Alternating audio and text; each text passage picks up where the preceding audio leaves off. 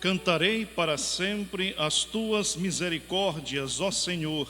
Os meus lábios proclamarão a todas as gerações a tua fidelidade. Vamos dar início a mais um culto de louvor, de adoração ao Senhor, Criador dos céus e da terra. Cantemos ao Senhor com alegria na nossa alma.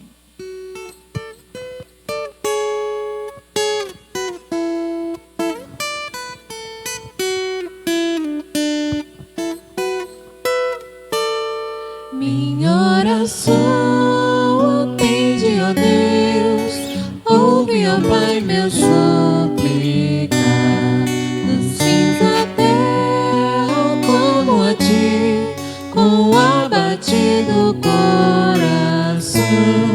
Leva-me à rocha, ó Senhor, que é bem mais alta do que eu, pois torre forte és para mim, refúgio contra os homens maus. No tempo sempre assim estarei eu, sob tuas asas firme estou, no esconderijo protetor, pois escutaste os votos meus, me deste herança dos que temor ao nome teu, Senhor, e longo tempo dás ao Rei, seus anos duram gerações.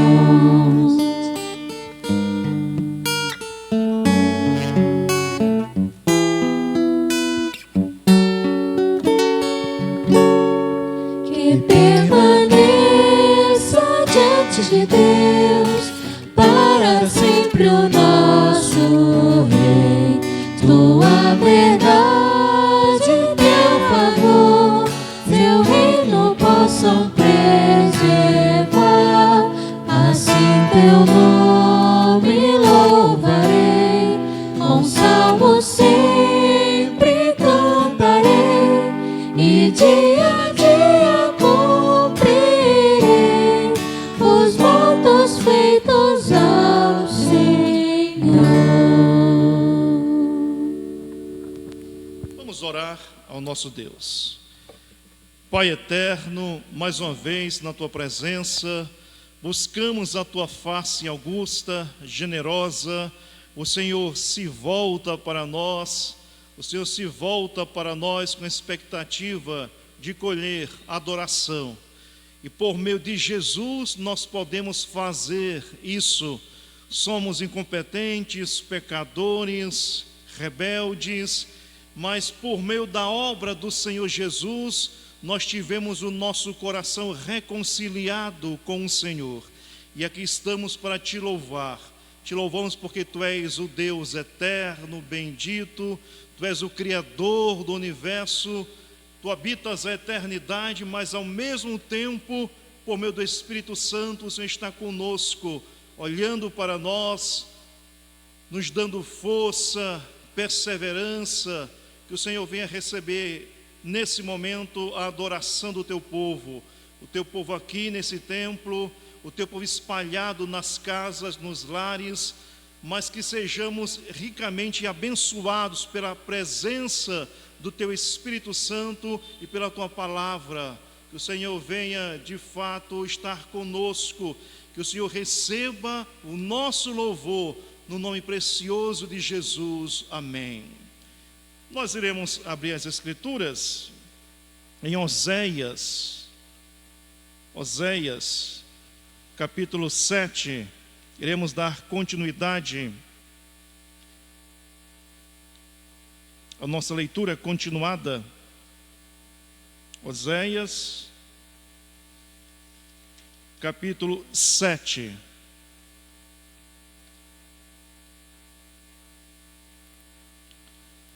Está escrito: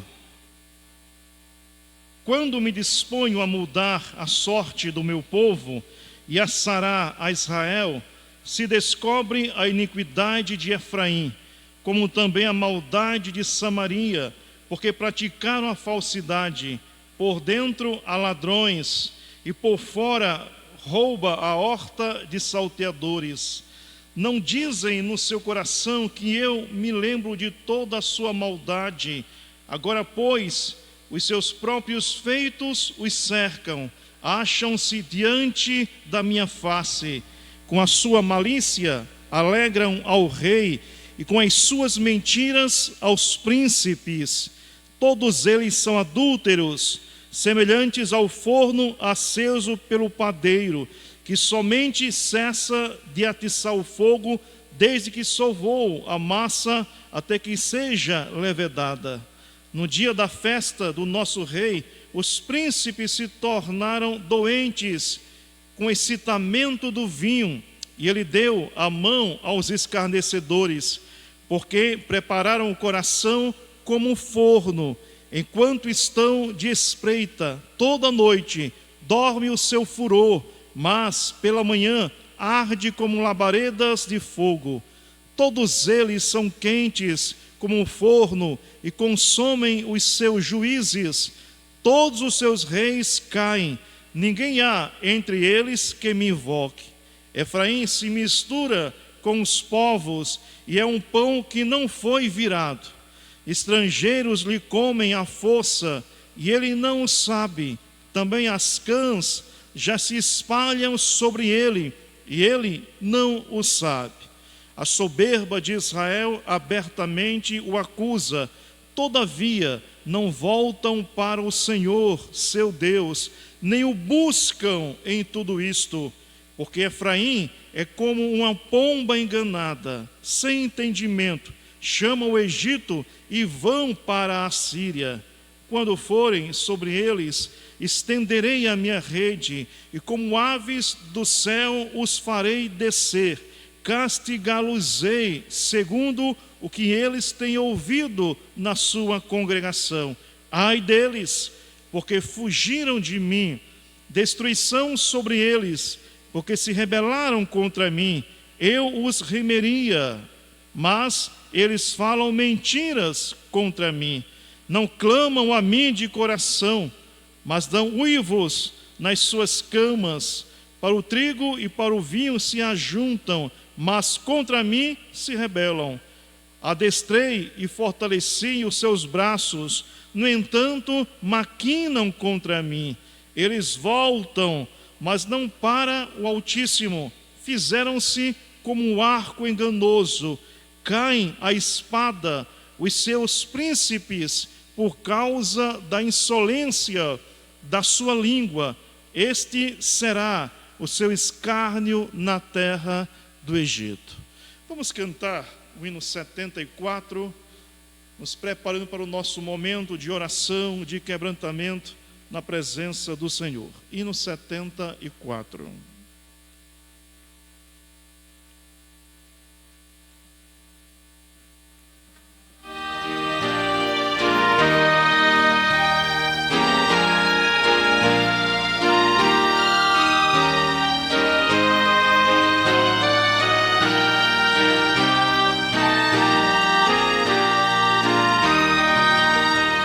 Jesus, Senhor, me achego a ti, tua ira santa mereci, o teu favor me estende aqui, aceita um pecador. Eu venho como estou, se venho como estou, porque Jesus por mim morreu. Eu venho como estou, as minhas culpas grandes são, mas tu que não morreste em vão, me podes conceder perdão. Aceita um pecador. Eu venho como estou, se venho como estou, porque Jesus por mim morreu. Eu venho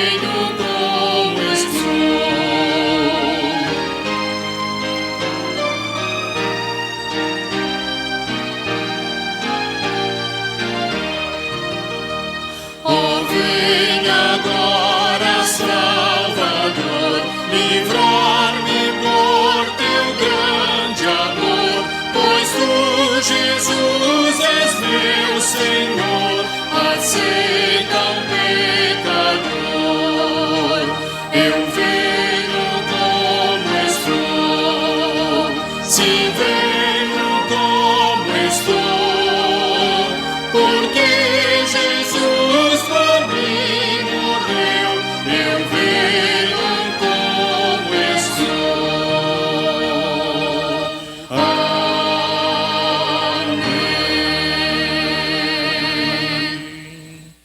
Vamos orar ao Senhor, vamos recorrer ao Altíssimo. Ele, de fato, é o nosso caminho.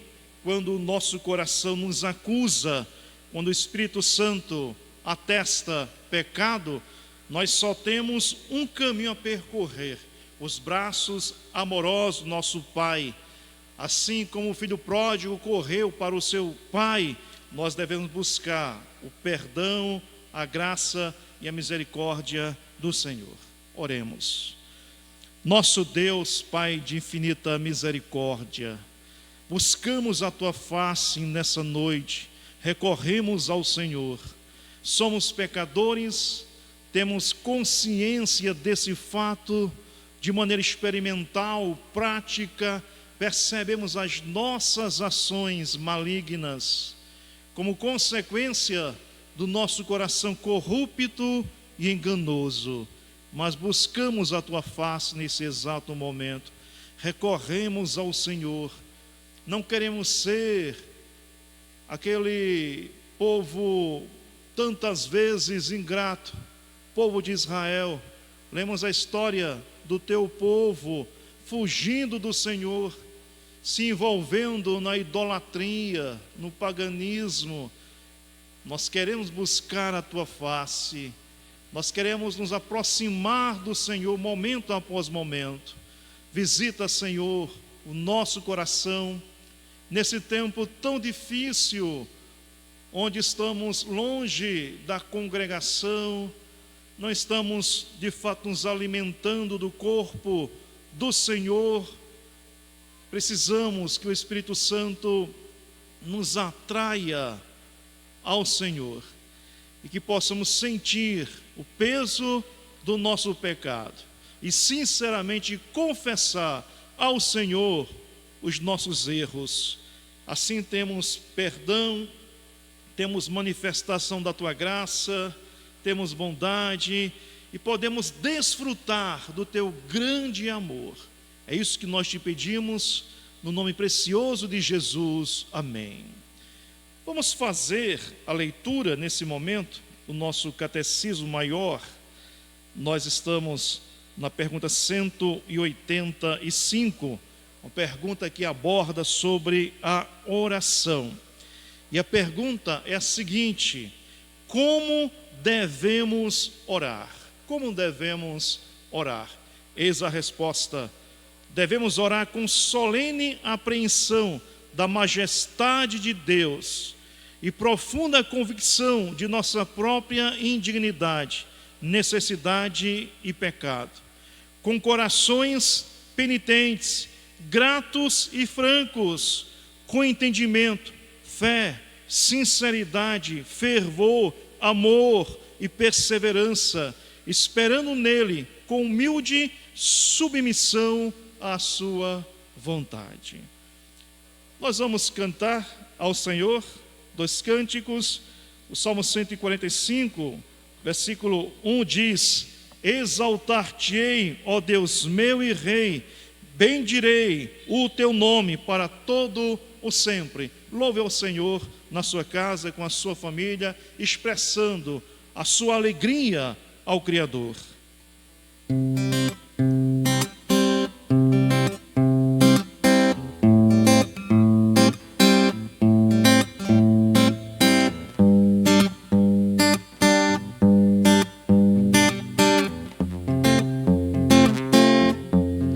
Eu olho para a cruz,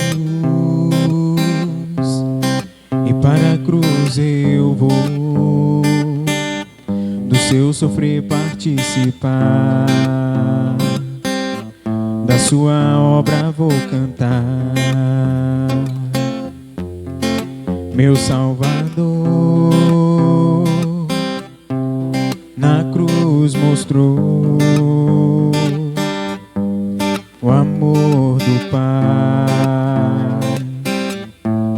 o justo Deus. Pela cruz me chamou, gentilmente me atraiu e eu, sem palavras, me aproximo, quebrantado por seu amor.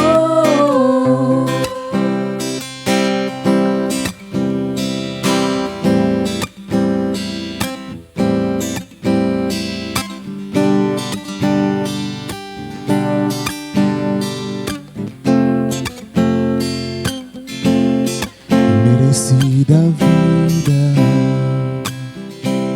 de graça recebi, por sua cruz, da morte me livrou, trouxe minha vida. Eu estava condenado, mas agora pela cruz eu fui reconciliado. Oh, oh, Pela cruz me chamou, gentilmente me atraiu e eu, sem palavras, me aproximo, quebrantado por seu amor. pela cruz Me chamou, gentilmente me atraiu e eu, sem palavras, me aproximo, quebrantado por seu amor. impressionante é o seu amor.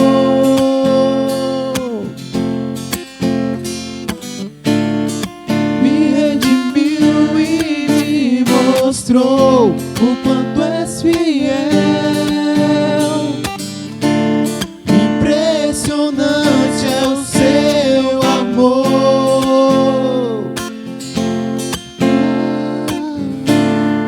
Me redimiu e me mostrou o quanto és fiel. Pela cruz me chamou, gentilmente me atraiu e eu, sem palavras, me aproximo, quebrantado ao seu amor. Pela cruz me chamou, gentilmente me atraiu e eu, sem palavras, me aproximo, quebrantado por seu amor.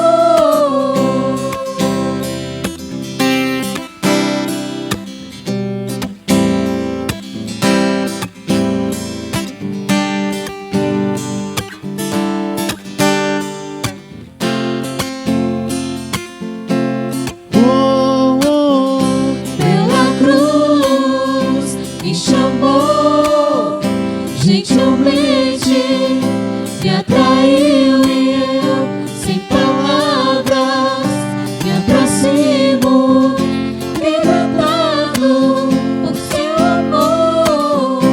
pela cruz Me chamou, gentilmente me atraiu e eu, sem palavras, me aproximo, quebrantado por seu amor.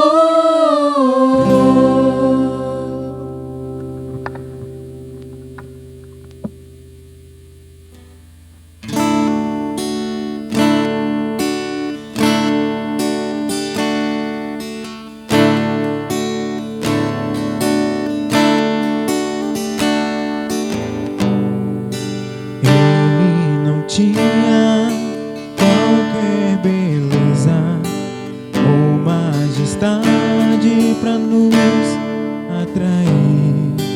Nada havia em sua aparência para o desejarmos, mas rejeitado dentre os homens, ainda assim carregou nossas dores. O seu castigo nos traz paz e a esperança não se esvai. A oferta pela culpa Ele ofereceu para satisfazer o Criador. Ele morreu para que a sua luz em nós pudesse brilhar. O Filho do amor se entregou em nosso lugar.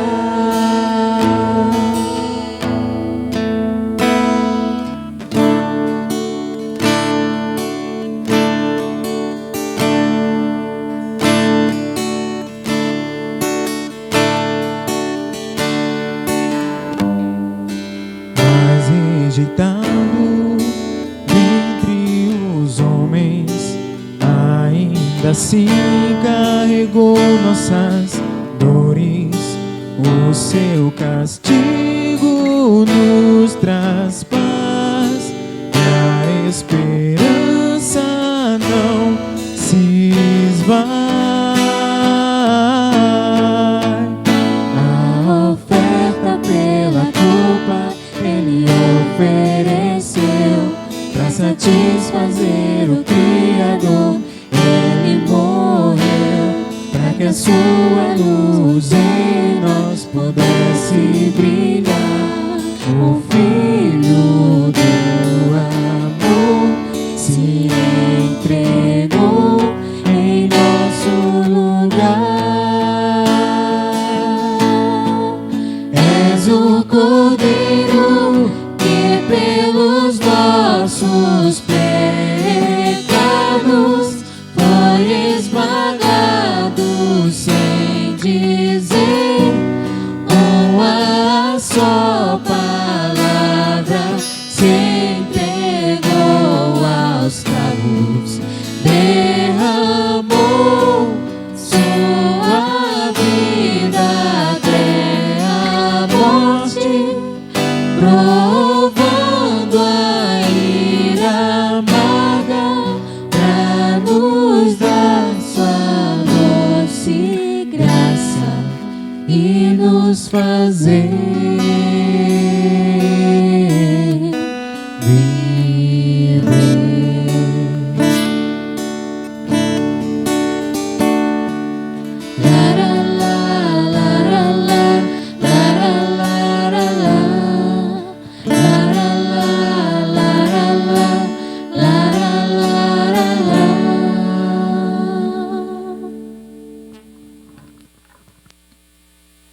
Meus irmãos, nós vamos dar continuidade à nossa reflexão em João capítulo 17. Iremos concluir nessa noite esse capítulo glorioso, a oração sacerdotal do Senhor Jesus.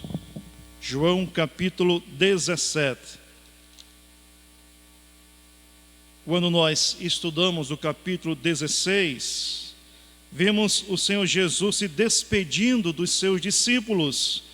Certamente um momento muito difícil na vida dos discípulos, e o Senhor Jesus os chama para a sua companhia, e o Senhor Jesus se despede dos discípulos, como se fosse uma aula magna, uma aula da saudade, onde ele apresenta aos discípulos o seu apego a eles, o seu amor para com eles.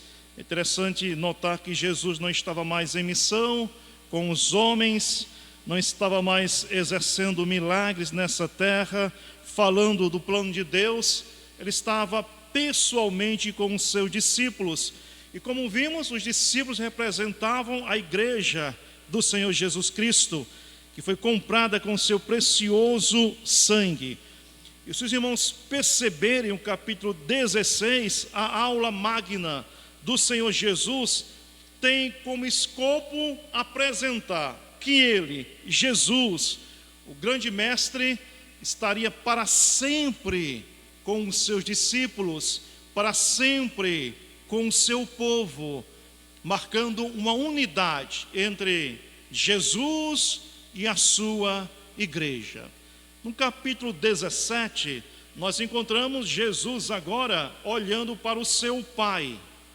Nós percebemos no capítulo 16 promessas maravilhosas para os discípulos, mas essas promessas, elas se concretizam nas orações.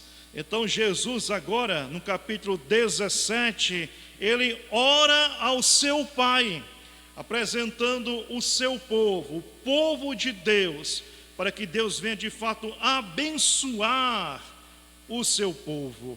E essa oração do Senhor Jesus é uma oração com integridade, porque Jesus conquistou a atenção do seu Pai. Jesus conquistou o respeito do seu Pai. E Jesus conquistou o respeito e a atenção do seu Pai pela sua própria vida de obediência. Então, nessa oração, no capítulo 17, o Senhor Jesus ele faz um relatório ao seu Pai da sua vida nesse mundo, na sua função de profeta, sacerdote e rei. Vimos que inicialmente, do versículo 1 até o versículo 8 do capítulo 17, nós temos Jesus Cristo aqui apresentando ao seu Pai o seu trabalho nessa terra, exercendo a sua função de profeta, falando de Deus, apresentando a graça de Deus, apresentando o caminho para a salvação. Ele veio revelar a face bondosa de Jesus, a face amorosa, a face que estava nublada pelos fariseus e pelos religiosos, que esconderam a face graciosa de Deus, do Deus da antiga aliança. Então Jesus Cristo veio tirar o véu e revelar a face graciosa do Pai para os seus contemporâneos. Então Jesus Cristo, ele é profeta, ele fala da salvação, mas também ele é rei. E vimos isso no versículo 2, quando ele mesmo diz para o seu Pai que Deus, o Pai, conferiu a ele autoridade, poder sobre toda a carne, sobre tudo e sobre todos. E os discípulos perceberam a realeza desse rei que veio em figura humana, desse rei que veio de fato como um servo sofredor, mas era o grande rei sobre toda a terra. E nós podemos perceber que a realeza de Jesus se mostra no seu poder em relação à natureza, aos ventos, aos mares, em relação aos milagres nos corpos. Os demônios se submeteram ao Senhor Jesus. Os discípulos perceberam que Jesus de fato era e é rei. Mas aqui, meus irmãos, no capítulo 17, o que se destaca é exatamente a intercessão de Jesus, quando ele se coloca agora como o sacerdote, o supremo sacerdote, o sumo sacerdote, que não era uma figura obtusa, desconhecida. Os hebreus conheciam muito bem a figura do sacerdote, desde o Antigo Testamento, mas sacerdotes imperfeitos, pecadores. Jesus se apresenta como um sacerdote perfeito, puro, ele é completamente íntegro. E nesse sentido, ele tem autoridade para rogar pelos discípulos, e nós veremos pela sua igreja. Então, quando Jesus Cristo roga aqui, na sua oração sacerdotal, ele se qualifica como nenhum outro da história, porque todos aqueles que eram sacerdotes na antiga aliança, até Zacarias, eles intercediam a Deus em relação ao povo. Mas Jesus Cristo aqui, ele apresentava as suas credenciais ao Pai. Ninguém se apresentou assim, ninguém mostrou as suas credenciais, nenhum sacerdote, nenhum sumo sacerdote. Na antiga aliança, até o sumo sacerdote, quando entrava no Santo dos Santos, no Santíssimo Lugar, ele poderia de fato cair morto se houvesse pecado na sua vida. Então, o sumo sacerdote, ele adentrava no Santo dos Santos com uma corda amarrada no seu corpo. E essa corda era longa e se projetava para além do tabernáculo e também o chocalho. Ou seja, se as pessoas percebessem o chocalho, então ele estava vivo. Mas se de repente o silêncio apresentasse, ele estaria morto. E as pessoas puxavam o sumo sacerdote. Por causa do seu pecado, Deus não recebeu a sua oferta. Em relação a Jesus, isso é impossível. E quando ele ora ao Senhor aqui, nesse capítulo 17, ele apresenta para o seu Pai as suas credenciais, o que ele fez, a sua vida de total obediência à lei, a sua perfeição. Então Deus não tinha como não abençoar o seu povo.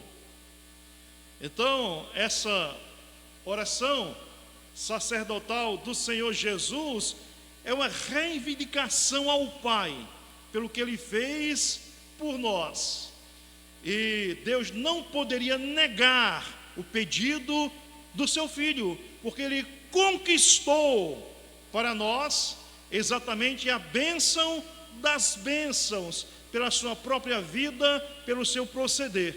É por isso que Pedro vai dizer mais tarde, que quando nós confessamos ao Senhor, João melhor dizendo, Deus é justo e nos perdoa. Porque Deus é justo e nos perdoa, porque Ele olha para a obra do Filho. Se estamos em Jesus, Deus não pode não nos perdoar.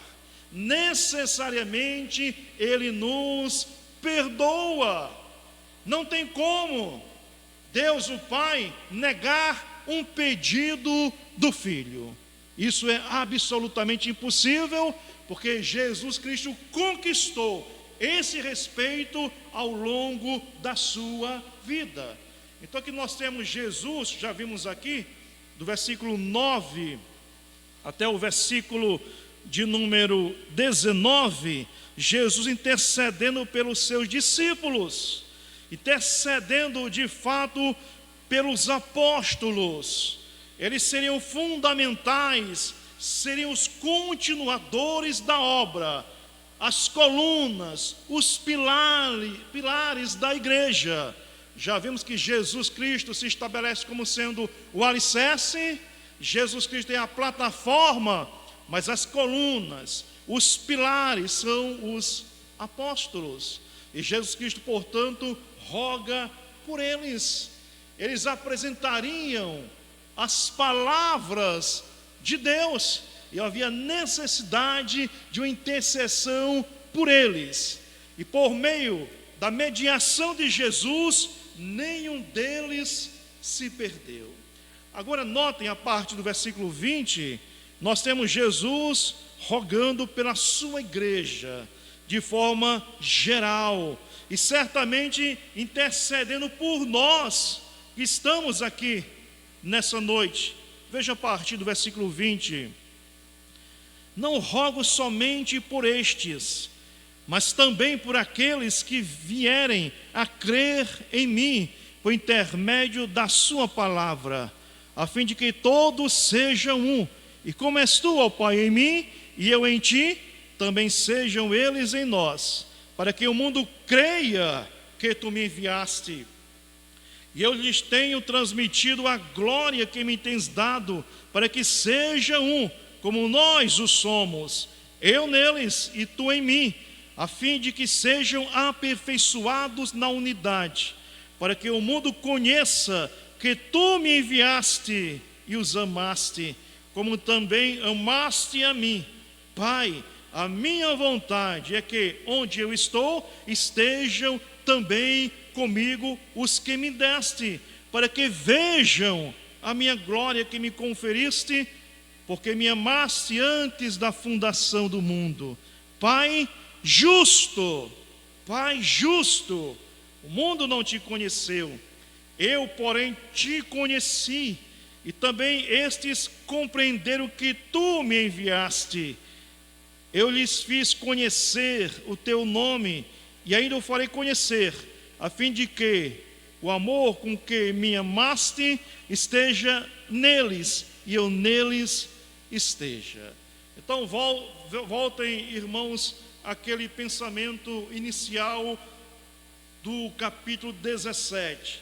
Na oração sacerdotal do Senhor Jesus, ele adquire autoridade e poder por causa da sua realeza e da sua função como profeta. Ele viveu nessa terra de maneira íntegra, de maneira honrada. Ele obedeceu completamente ao Pai, e por causa disso, Deus é justo ao ouvir a intercessão do seu Filho. Deus não pode dizer não ao Senhor Jesus. Ele conquistou o direito de interceder por nós. Na sua vida, ele foi perfeito. Na sua vida, de fato, ele consumou a obra de redenção que foi programada lá na eternidade, antes da criação do mundo. No pacto eterno, Jesus se comprometeu em descer, Jesus se comprometeu em obedecer perfeitamente à lei. E assim sendo, por causa disso, ele roga pelos discípulos e ele roga pela sua igreja. E isso é tão importante. Se não houvesse essa oração, não haveria salvação na terra. Se Jesus não intercedesse pelos discípulos e por nós, nenhum de nós seríamos salvos. A oração é fundamental. A oração vem, na realidade, formalizar a ação de Deus nesse mundo. Os puritanos diziam que por meio da oração, Deus ele concretiza os seus planos nessa terra. Então Jesus sabia muito bem disso. Jesus sabia que quem possuía a última palavra não era ele, mas era o Pai. Então até nessa oração nós percebemos a humilhação do Senhor Jesus, o seu caráter servil, quando ele reconhece que a última palavra será dada pelo Pai, a última palavra de salvação e esperança. Mas mesmo assim ele ora, porque é fundamental, é necessário. E Deus o Pai, quando ouve a oração do seu Filho, ele olha para o proceder do seu Filho. Não apenas palavras proferidas ao léu, mas palavras de autoridade e de poder. É nesse sentido, meus irmãos, que quando Jesus Cristo esteve nessa terra, os homens diziam: olha, ele fala com autoridade, ele fala com poder, ou seja, ele falava com experiência daquele que conquistou, por meio da sua vida, a obediência ao Pai. Então, Deus é justo, e nessa oração atende ao seu Filho, e por isso que há salvação nessa terra. Por isso que os discípulos foram salvos, e nós seremos salvos pela intercessão do Senhor Jesus antes da cruz. É importante que você entenda que nós estamos aqui no finalzinho daquele grande e longo diálogo no cenáculo, numa quinta-feira. Jesus Cristo fecha aquela reunião com uma oração, com essa oração aqui. E quando nós olhamos, irmãos, para a oração do Senhor Jesus em relação a nós, a sua igreja, nós percebemos uma unidade com os discípulos, um só povo, um só coração, uma só alma, um só propósito. Isso é tão interessante. Nós precisamos de Jesus, mas nós precisamos também dos discípulos. Nós precisamos do nosso Salvador, mas nós precisamos da obra dos apóstolos. Então vejam o que está escrito aqui no versículo 20: não rogo somente por estes, pelos discípulos, mas também por aqueles que vierem a crer em mim, por intermédio da sua palavra. Da palavra de quem? Dos discípulos. Notaram que existe aqui uma ligação profunda entre a igreja nascente em Atos e os discípulos? Ou seja, as palavras dos discípulos serão importantes para nós, e nas palavras deles nós vamos encontrar o caminho da salvação, o caminho da vida eterna. Então Jesus Cristo aqui, ele está apresentando a sua palavra para a sua igreja. Ele está apresentando as Escrituras e a ligação profunda que nós temos com as Escrituras sagradas. Se a igreja não tem uma devoção às Escrituras, a igreja desconhece a obra dos discípulos e certamente a obra do Senhor Jesus. Então a igreja, ela é construída na palavra de Deus. A nossa regra de fé e prática é a palavra de Deus. Tudo que Jesus Cristo quer para nós, Ele apresenta na sua palavra, mediante os discípulos. Há uma sintonia profunda entre a igreja e a pregação apostólica.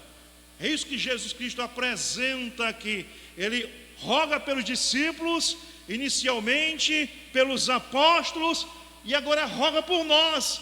Mas ele não cria dois povos, ele cria apenas um povo que está amparado, escorado nas Escrituras. Então não existe igreja sem palavra, não existe igreja sem as Escrituras sagradas. É isso que Jesus Cristo apresenta aqui. E vejam no versículo 21: a fim de que todos sejam um, como és tu, ó Pai, em mim, e eu em ti, também sejam eles em nós, para que o mundo creia que tu me enviaste. Então, o que Jesus Cristo pretende aqui, nessa oração, é a unidade, é um clamor pela unidade, essa ideia básica, unidade. E nós vamos perceber aqui, irmãos, que o modelo de unidade não está presente nessa terra, nessa dimensão. Esse modelo está presente no céu. A unidade é apresentada aqui como exemplo da igreja, exatamente a comunhão da Trindade Santa, o Pai, o Filho e o Espírito Santo. Eles são um, eles se amam. E Jesus Cristo também, pela sua intercessão, ele vislumbra isso na terra, a unidade entre a igreja nascente em Atos e os apóstolos. E essa unidade, ela é produzida por meio da palavra de Deus. Não existe unidade na igreja quando a palavra de Deus não está sendo pregada, nem vivenciada. Então o que nos faz um em Cristo Jesus é o nosso amor e apego pela palavra. Então, se nós temos desejo de obedecer a palavra, isso nos torna um povo. Se o nosso desejo de fato é viver a palavra, isso nos torna um povo em Cristo Jesus. Então a palavra é fundamental. Como unir? como de fato criar um povo coeso, um povo junto, um povo dinâmico, pelas palavras preciosas de Jesus, na instrumentalidade dos apóstolos. Então vejam o plano aqui apresentado. Deus, por meio de Jesus, salva pecadores, surge um povo, uma igreja, mas como unir essa igreja? Tão somente, exclusivamente pela palavra do próprio Cristo.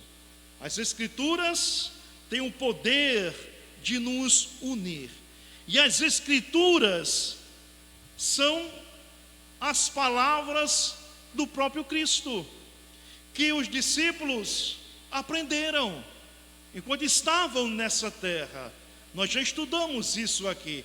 Os discípulos não iriam proferir coisas novas, apenas aquilo que eles aprenderam no poder do Espírito Santo, que iriam relembrar as palavras do Senhor Jesus.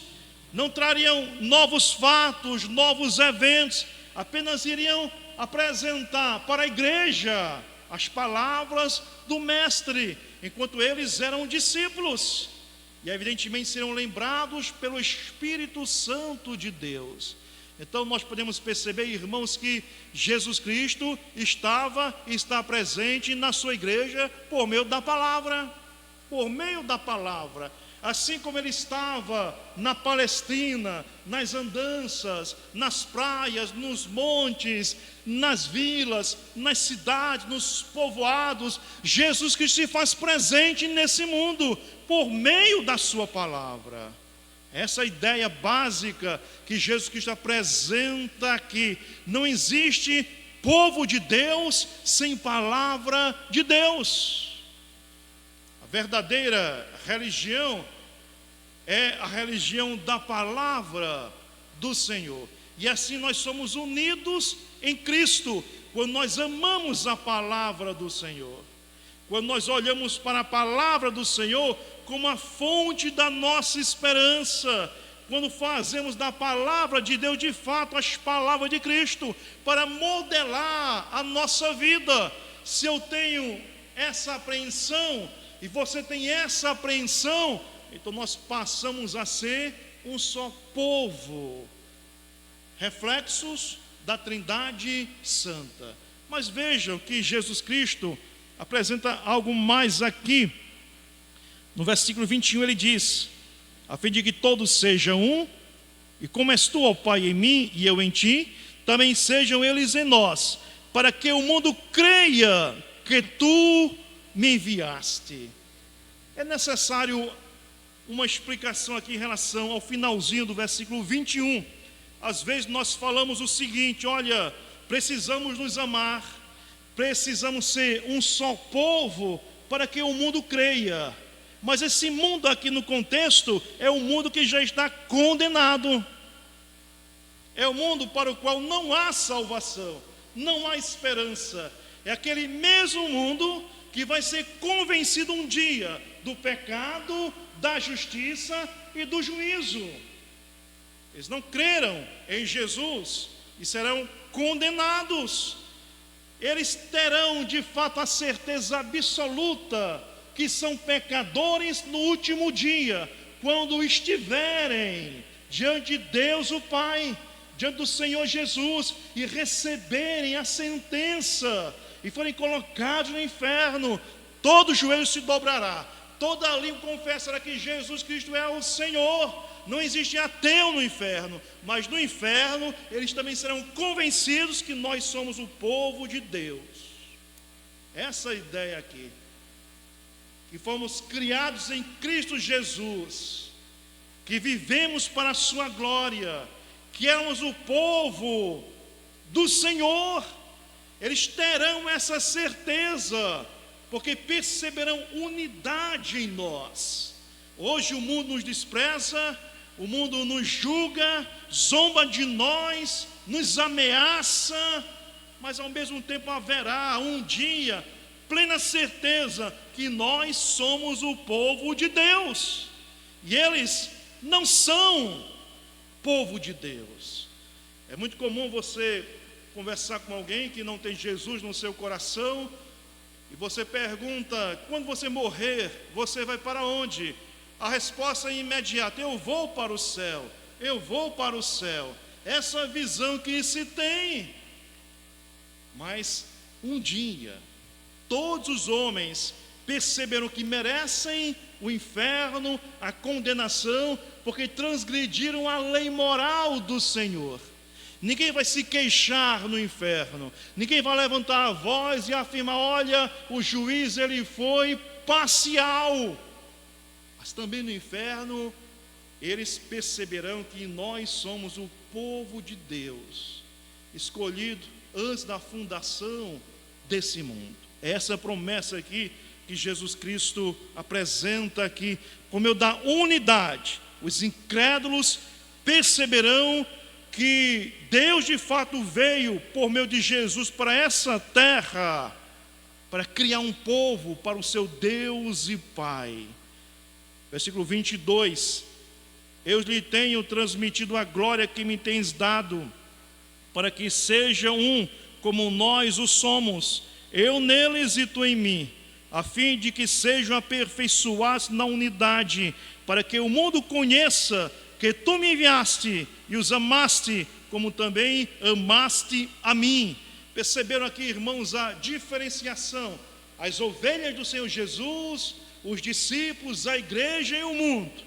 O mundo vai perceber amor, o mundo vai perceber um só povo, o mundo vai perceber que Jesus Cristo veio para salvar pessoas. Isso é muito interessante, porque na consumação não haverá mais dúvidas nenhuma. Nem aqueles que estão nos céus terão dúvidas, nem aqueles que também irão para o inferno. O plano será revelado, e exatamente para esses que a percepção do fogo do inferno vai aumentar cada vez mais, com mais intensidade, quando o plano for revelado.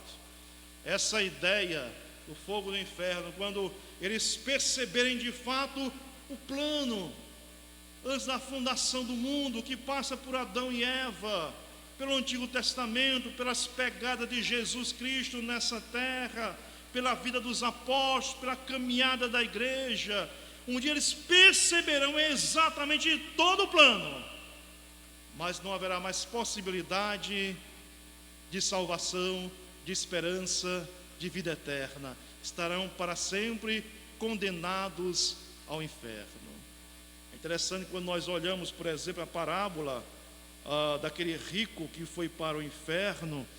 Ele não perguntou nada, o plano estava perfeitamente compreendido na sua mente.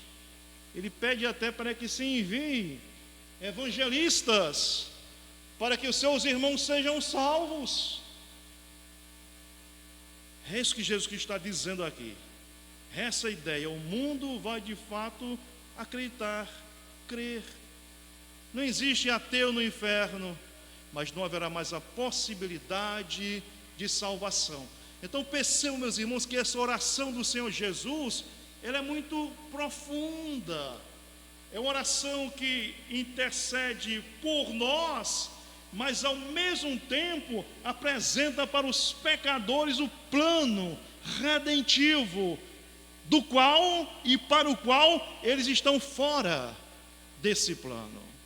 E segue, portanto, aqui, no versículo 24: Pai, a minha vontade é que onde eu estou, estejam também comigo os que me deste, para que vejam a minha glória que me conferiste, porque me amaste antes da fundação do mundo.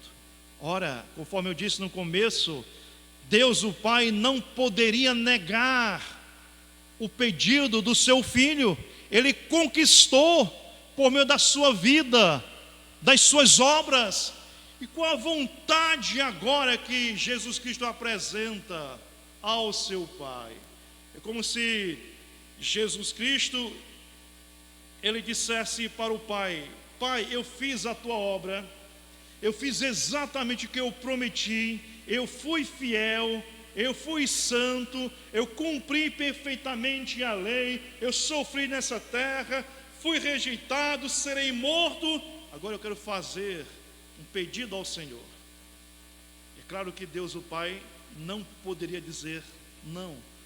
E nesse pedido, Ele não pede por si, Ele pede por nós.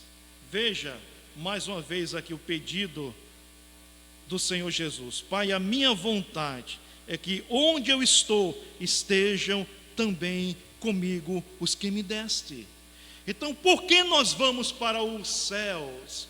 Porque Jesus Cristo viveu a nossa vida, mas sobretudo porque Ele intercedeu por nós e manifestou para Deus o seu pedido, de forma que se Jesus Cristo viesse como Ele veio de fato, e fosse fiel ao Pai, perfeitamente, mas sem essa oração, Deus, em tese, não saberia qual era o pedido do seu Filho, e não haveria o que? Salvação para nós. Então, Jesus Cristo disse de forma muito clara, explícita, a vontade dEle. Onde Jesus Cristo estiver, Ele quer estar na companhia dos seus discípulos e da sua igreja. Essa é a vontade do Senhor Jesus. É por isso, meus irmãos, que existe salvação. É por isso que existe esperança para nós. É por isso que um dia nós vamos viver para sempre na presença de Jesus, porque Deus atendeu ao seu pedido, Deus fez a sua vontade, e para sempre nós estaremos com o Senhor Jesus.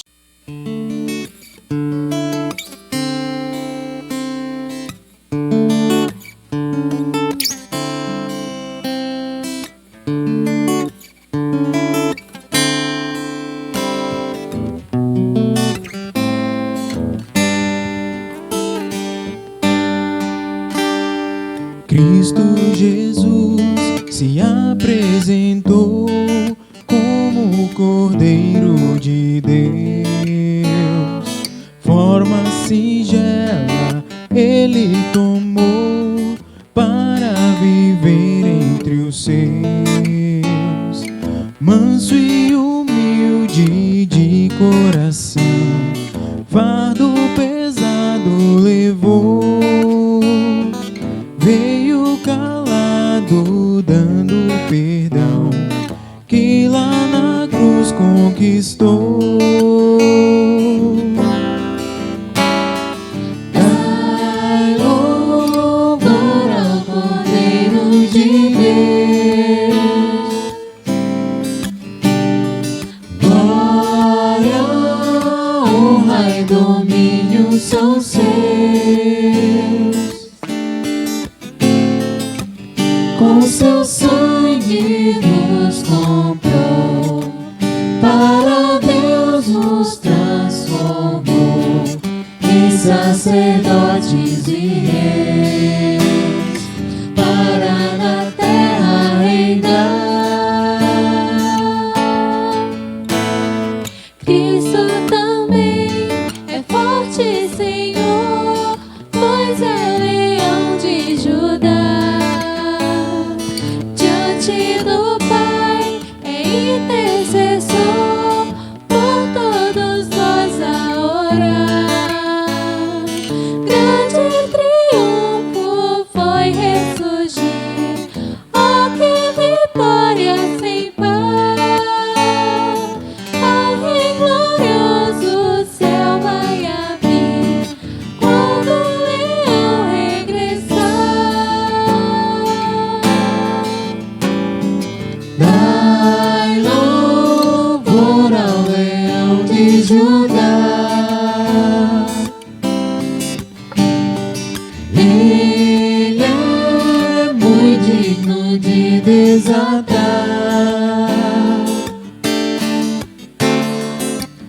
os selos e o livro abrir. De nações vai constituir seus sacerdotes e reis, para na terra reinar.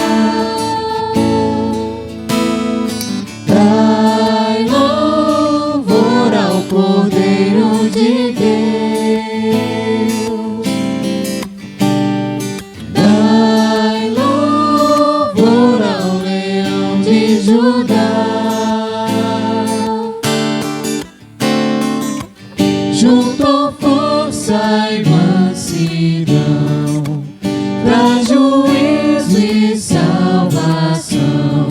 Esse é Jesus, o Senhor, dono de todo louvor. Dai louvor, dai louvor, dai louvor, dai louvor, dai louvor, dai louvor, dai louvor, dai louvor, Dai louvor, glória ao Senhor Jesus. dai louvor. Recebam a bênção. Que a graça do Senhor Jesus, o amor eterno de Deus, o Pai, e o poder e a comunhão do Espírito Santo esteja com todo o povo de Deus, agora e para todos sempre.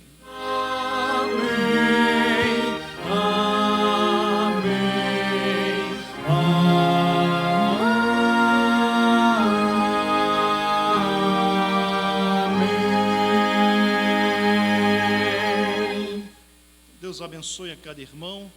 E nós continuamos com aquela questão da Santa Ceia no lar. Então, se você deseja receber o pão e o vinho, entre em contato comigo, é fundamental. Muitos irmãos já receberam. Precisamos desses elementos para sobrevivermos nesse mundo, principalmente nesse tempo difícil, onde temos ansiedade, preocupação. Precisamos de força, de esperança, de vitalidade, e tudo isso nós encontramos na Santa Ceia. Quando a igreja estava sendo perseguida pelo Império Romano, as ceias eram feitas em casa, celebradas muitas vezes também nas catatumbas. Ou seja, nós não podemos em tempo nenhum deixar de lado esses exercícios espirituais. É o mandamento do Senhor. Então, entre em contato. Nós iremos então apresentar a ceia na sua casa. Deus abençoe.